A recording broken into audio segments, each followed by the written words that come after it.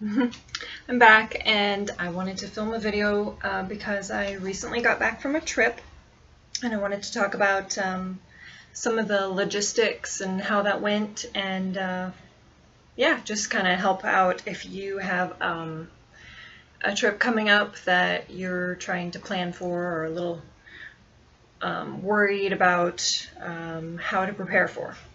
So the trip I took was just to visit family. So I was just going to visit my sister. She and her family recently moved from Northern California to Denver, Colorado. So my son and I drove out there. My husband stayed home and worked, and he was okay with that. Unfortunately, I lost my job. My boss has some health setbacks, and he's going to be stepping away from the day-to-day grind, and so that he can focus on spending more time with his family, and so he doesn't really need an assistant right now. So kind of just the timing worked out, I guess, because was hoping to go visit her anyway in Denver, but it's unfortunate that I lost that job. He was a great boss, and continue to just pray for him and his family, but especially for his well-being and his health. So anyway, going to visit my sister and knowing that I'm the only one who's gluten-free and the only one who's bright line eating, obviously I knew I needed to prepare a little bit and pack some food, especially, you know, the food that I would take for the drive. It's an 8-hour drive. So I made a list, like maybe even a week and a half to a week before I started making a list of all the foods that I could bring and that would keep in a cooler on the way there. And, you know, stuff for my son too, because I wasn't sure how much they'd have at their house since they just moved like a month ago and things are kind of still chaotic for them.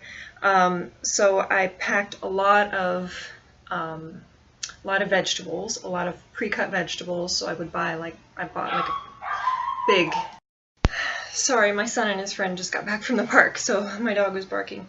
Anyway, I wish I had kept that list. I put it in the recycling after I was packed up to go. But I brought a big bag of baby carrots, sugar snap peas that are pre-washed. I cut up jicama, I cut up celery. What else am I forgetting? Just lots of raw vegetables like that I knew I could compile for lunch, and then I have these like individual packs of hummus that I get at Costco, or individual packs of guacamole that are both 2 ounces, about 2 ounces, so they're perfect. And then some like chicken lunch meat that I also get at Costco. I get a lot of stuff at Costco. So and then some fruit. I brought like a bag of oranges. Yeah, just stuff like that. So I started planning and packing, like I said, almost a week before. I'm not really packing the food, but just planning. And then I also made breakfast cookie things for breakfast on the go. I made sure to pack, I think I brought 2 servings of those. Those are like the banana, oats, and almond butter. And then I put chia seeds and nuts. And then you just bake them into like 3 cookies. I've shown them in videos before. And then I also made the breakfast buns because I knew that would be easy if we just had, oh, and I packed hard-boiled eggs too for protein. I knew that would be an easy grain to have. Wouldn't have to like cook a bowl of oatmeal or anything. It'd be an easy thing, like a piece of bread. If they were having bread, I could have my breakfast bun, which is made out of cottage cheese, oats, and eggs. And I've shown those in a video too. So for breakfast, it was things that were ready to go pretty much. And only one day I made oatmeal at her house because she had some gluten-free oatmeal that she had bought. I also brought some workout videos because I am someone who works out. I've always worked out even before I did bright line eating, through bright line eating. I still continue to work out. And I have DVDs from Metabolic Renewal, so I just brought the set of DVDs, and I told my sister that if she wanted to, we could do it together and try it out together. Well, it didn't work out, unfortunately for her. She didn't do it, but I worked out twice while I was there, the altitude is no joke, I will tell you. We come from no altitude and then to like 55 or 5,800 feet where they live. So I was really gassed on some of the exercises, and it was weird. It was a weird feeling to be completely out of breath and not feel like you can get enough oxygen. So after that happened to me once, I was like, okay, I'm gonna not maybe go all out on those things that make me breathless, like burpees and high knees and stuff like that. But I did try to keep up my exercise and activity also, because I know that's something that's a self-care thing that just keeps me on track and keeps me feeling good, lets out the nervous energy that I tend to accumulate if I don't do anything, if I just sit around, which isn't good for me. I made notes here, so I'm looking at my notes. But so going out to eat, I knew we would be doing that a little bit because, well, when I'm at home, we don't really go out to eat hardly at all.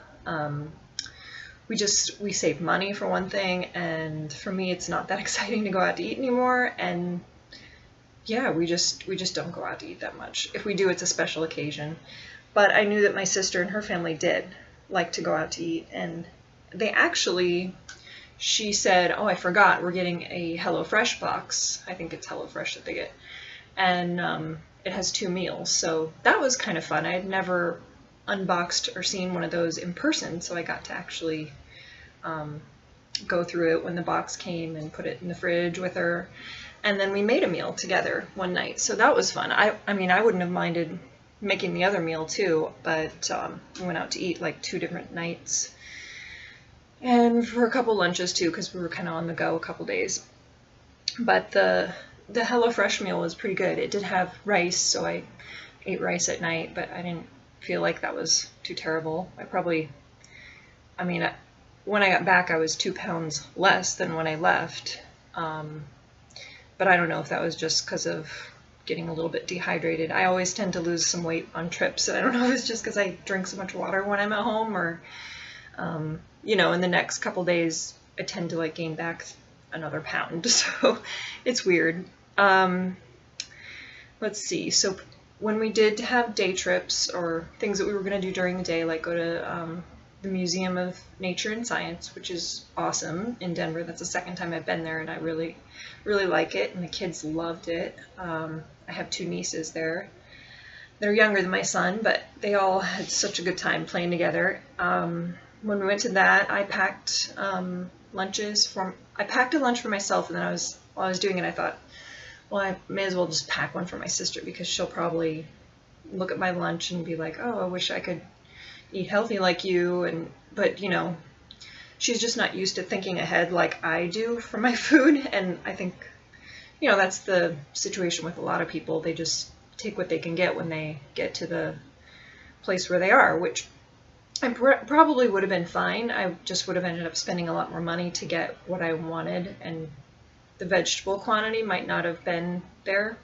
It usually isn't with any type of food you get in a restaurant or on the go.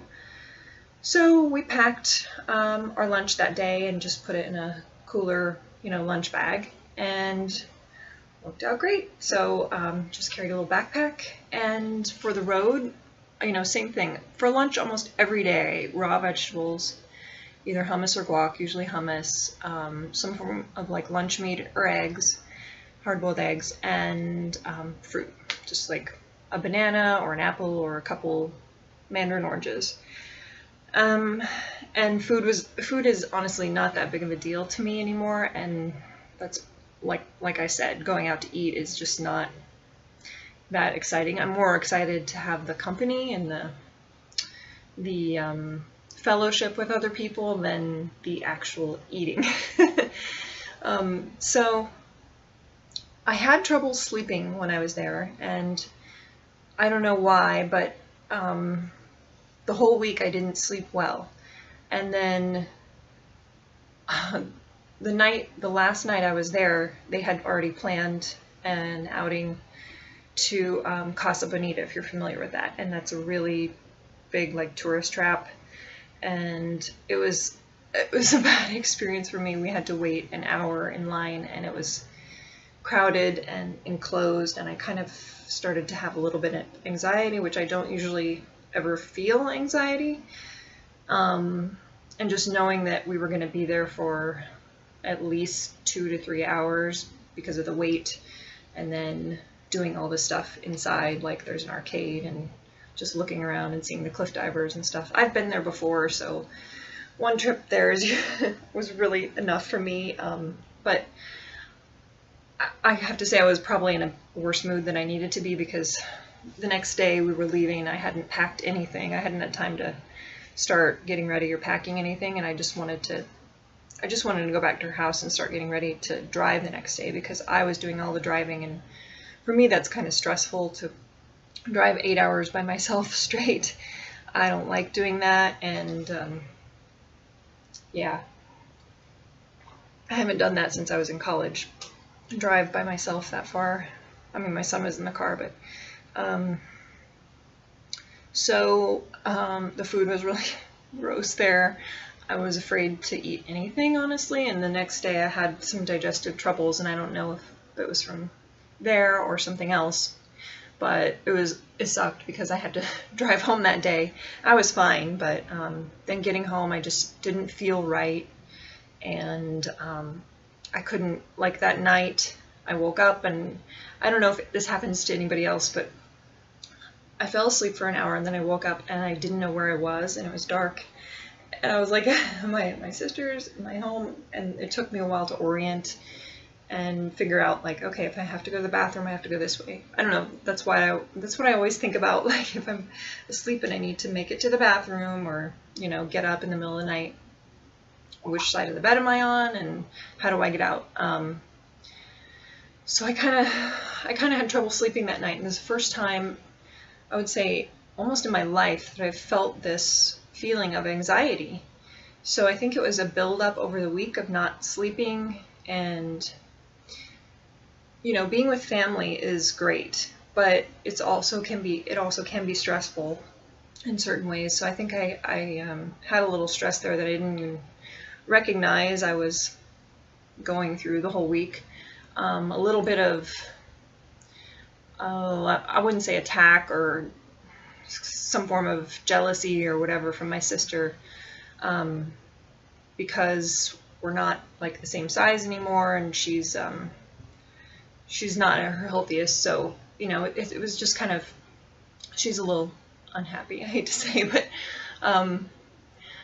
so that night I felt like I couldn't sleep, and I felt like I had to get out of bed and walk around and just be not in a dark room lying in bed. And I felt like a little, like, pressure on my chest, like I couldn't breathe deeply for a little while. So I just went downstairs and walked around in our house, and I did take a melatonin, and then I calmed down after about an hour and a half and was able to sleep. And the next day I had a little bit of that, but by the next night I think I was tired enough, and I got into my routine again of sleeping, of healthy sleeping. And I did take melatonin the next night too, just because I didn't want that to happen again. I didn't want to have to wake up and feel that again, so I wanted to kind of knock myself out, or make sure I was sufficiently sleepy when I went to bed so that I wouldn't wake up in an hour and have what I felt was kind of an anxiety attack, which was not a good feeling. So I really sympathize with people who go through that, because it's, you feel out of control, and you don't, nobody wants that. Nobody asks for that. Sometimes it just builds up and happens to you. So all in all, I mean, after that I was back to my normal self, you know. I also feel like there was a little bit of a spirit of oppression, and you know, I'm a Christian, so I prayed a lot when I was up that night, and just kind of praying away, you know, any attack that I might have been under. I just, in fact, as soon as I drove away from their house that morning when I was leaving to drive back home with my son, I found the nearest K-Love radio station, which is a Christian radio station. It's in almost every city across the nation. I found a K-Love station for Denver, and we were just driving out of the mountains, and it was beautiful, and I felt a lot of release and just another, infilling of the Holy Spirit, which I really needed at that time, because it had been a little bit of a hard week, just not in terms of me sticking to my bright lines or my exercise or my healthy lifestyle, or even, but in terms of mentally and emotionally still being polite, kind, and doing the right thing all the time. It's hard when there's someone who's not living the same lifestyle as you and doesn't, it's just hard. So when I was leaving out of the mountains, I just remember the beautiful scenery, and I listened to Christian music almost the whole way home, and I felt a lot better. So let's see what else is in my notes. So like I said, the recovery from those anxiety was done in about a day, fortunately. And I haven't had any other episodes since then, praise God. Re-entry and adjusting and getting back in your routine at home. Of course, when I got home, my husband, I asked him to go get like a couple things at the store, bananas and rice, actually, because I wanted to eat something really calming to my stomach that night because I hadn't felt well that day. So, but obviously he hadn't done a lot of cooking except for just himself. So I needed to go to the store and get back into, it just took me a couple days to get back into filling the fridge up again with healthy vegetables and stuff. Fortunately, our garden is producing tons and tons of cucumbers. So we have cucumber salad at no end, and we have zucchini, and we have tomatoes, and lots of herbs. So fortunately, we have lots of good stuff on hand I don't have to go to the store for. But like I was saying, the centering of God in my life, I feel like that is a major component in helping me stay on track with taking care of my temple, If you're not healthy inside, then lots of things just kind of follow and spin out of control after that. So I feel like keeping God at the center really serves my journey in not only, bright line eating, keeping the weight off, and continuing to keep a positive attitude. It's my center. So what else can I talk about? I guess that's about it. I think I've covered almost everything, and I don't want to ramble on too long, but I could show you some of the foods, but they're all used up now. It's just that I took, let's see what else. I took like a bag of lentils, those Tasty Bite lentils, but I didn't end up using those.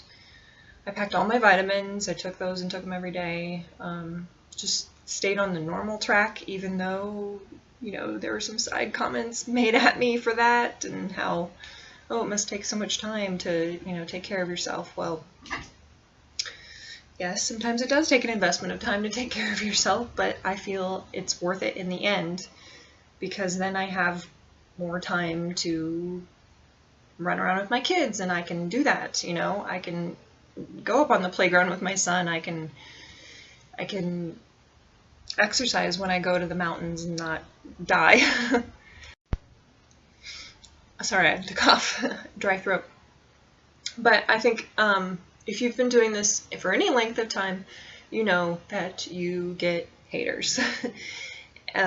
Oftentimes they're in your inner circle. They're from your family or your sphere of influence, so to speak, and people aren't going to be used to what you're doing. They're not going to be used to you packing your lunch ahead of time. Well, just shake it off, because that's the way it is. And what are they going to do? What are they going to do? Poison your food? Take it away from you? People can't, they may think that they can control you or get into your mind or, change what you're going to do. But if you're on track and you know it's working, just stick to it and just let all the haters just fall by the wayside and just glide off you. Just drop it, like you drop a pencil, just drop it. I heard that sometime in my life at some point, maybe 10 years ago. If you have something negative or somebody saying something negative to you, you know, here it is. All you have to do is just drop it. So I don't know if that helps, but it was still a great trip, and I still look fondly back on the time that my sister and I got to spend together, the bonding, and especially seeing my little nieces, whom I really, really, really love and miss, and I wish I could see them grow up more. I wish they weren't 8 hours away still, but at least we can drive to see them now. So that's all I have for today, and I hope that you're having a great summer, and I hope that you've had successful vacations or trips, and I hope any of the things that I mentioned help, but I'll see you next time. Thanks.